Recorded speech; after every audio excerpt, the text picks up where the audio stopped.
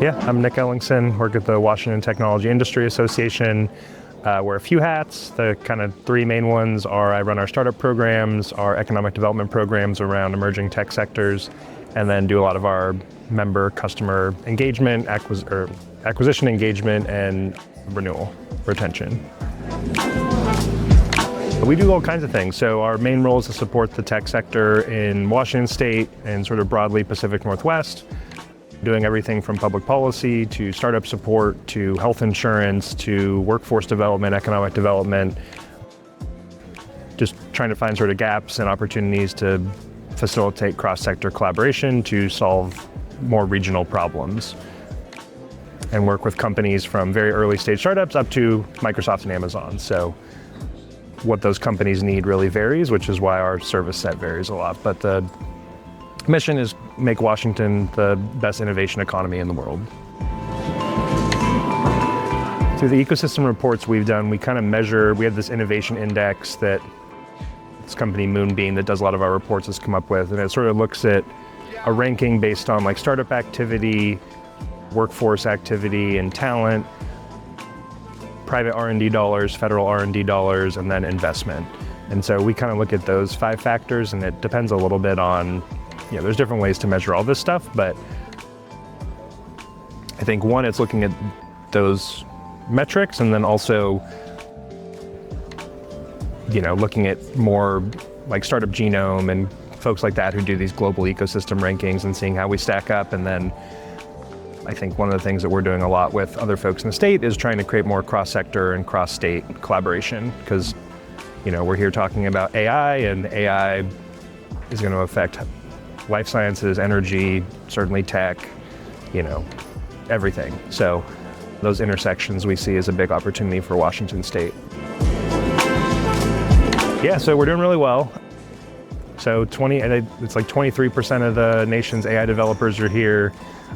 Obviously, we have a ton of the engineering centers and big companies. I think, I work with a couple hundred startups every year, and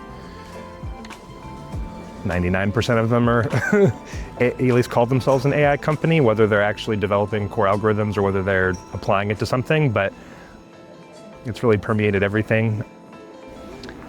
I think, we have a lot of the ingredients here. We have investors that are all focused on AI. We have a lot of talent. We have a good entrepreneurial ecosystem. We have big tech companies. We have great research coming out of UW and other places. But I think the thing that we need to focus more on is building an actual 10-year strategy that is both public and private partnerships on there, because there's a lot of other states and regions that are trying to pull our talent away. And at least from my perspective, we don't have a great strategy for preventing that or growing the industry here. Yeah, everyone's an AI company now. I think there's kind of a couple sides to it. So I think one, it just reduces the barrier to entry for startups. So, in the last 3 weeks, I built an app. I have a bunch of agents that I've been playing around with, and have built a bunch of different websites just to kind of play around and learn the tools. And the guy who's given the keynote earlier was talking about how there's some coding that AI is good at, some that it won't be good at. But for at least kind of getting an MVP, a prototype up, I think it lowers the cost of entry a lot. And then I think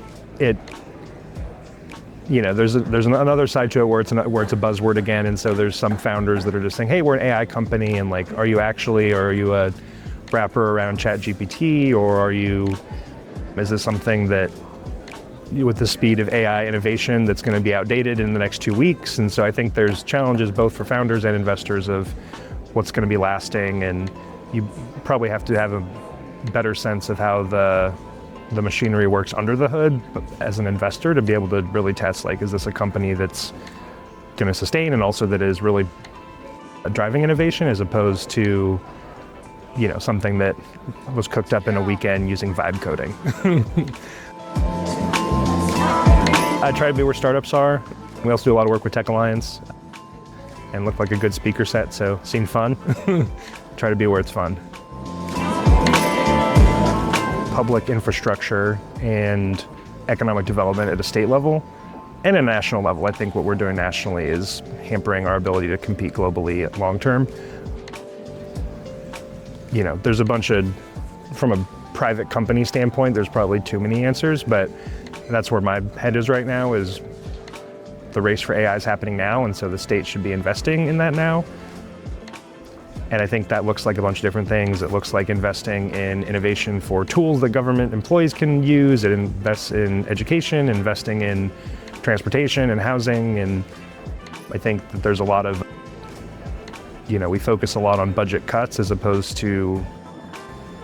to balance the budget, as opposed to innovation and investment to grow our budget long term. And so, I'm a taxpayer in Washington, which means I'm a shareholder in Washington, basically. And so I will continue to invest in us, but I think we need to invest particularly in the growth of AI, quantum, some of these emerging technologies, that the race for that is going to happen over the next 5 to 10 years. And we're ahead of the game right now compared to a lot of other places, but if we take that for granted, we won't be in 2-3 years.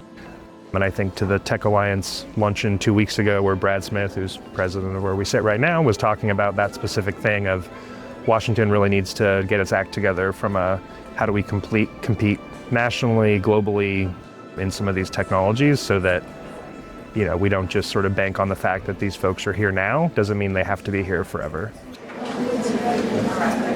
Go talk to customers. Put customers first. And I think that's true kind of regardless. Right now, it's probably cheaper to build MVPs and things, and quicker, whereas in the past, it might be that you waste more time and money to go solve a problem nobody wants. But it also it's easier to get down rabbit holes now too. And so I think that's the thing we tell everyone is, if you find customers earlier, it validates your product, there's less pivots and less things you're gonna be wrong on. It gives you more revenue, so you can keep more equity. Rather than fundraising for everything, it makes you more competitive fundraising, because traction's always the name of the game. And so what we've been telling folks is, just if you're just starting out, go talk to customers, or who your potential customers would be, to really define who your ideal customer profile buyer personas are. And even if you sort of started to define that, then start figuring out how you're going to get your first 10, 100,000 customers, or how you're going to get to 100K in ARR, as some of the milestones that I would say early stage folks should be focused on, more so than finding the next VC or building the next feature. It's, go talk to customers.